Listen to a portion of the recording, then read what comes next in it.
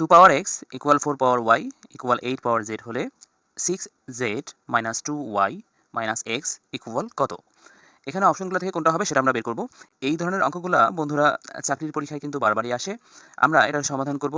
এখানে দেয়া আছে 2 পাওয়ার x ইকুয়াল 4 পাওয়ার y ইকুয়াল 8 পাওয়ার z। এরপরে আমরা এখানে একটু ক্যালকুলেশন করব। 2 এর পাওয়ার স্কয়ার দিলে 4 হয়, তার পাওয়ার হচ্ছে y ইকুয়াল 2 এর পাওয়ার কিউব দিলে 8 হয়, তার পাওয়ার হচ্ছে z। এখান থেকে আমরা পাই 2 পাওয়ার x ইকুয়াল 2 পাওয়ারে যদি গুণ করি তাহলে 2y 2 পাওয়ার 3z। এবার বেস যেহেতু একই রকম তাহলে পাওয়ারগুলো পরস্পর সমান হবে। এবার আমরা জাস্ট এটাতে মান বসাবো।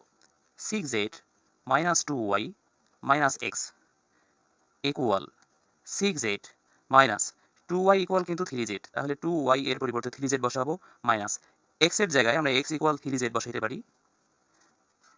6z মাইনাস 3z মিলে হচ্ছে মাইনাস 6z। এরপরে এটা যদি আমরা বিয়োগ করে দিই মানে মাইনাস 6z প্লাস 6z কাটাকাটি গেলে 0 হয়, তার মানে অপশনগুলো থেকে খ নাম্বার হচ্ছে সঠিক উত্তর।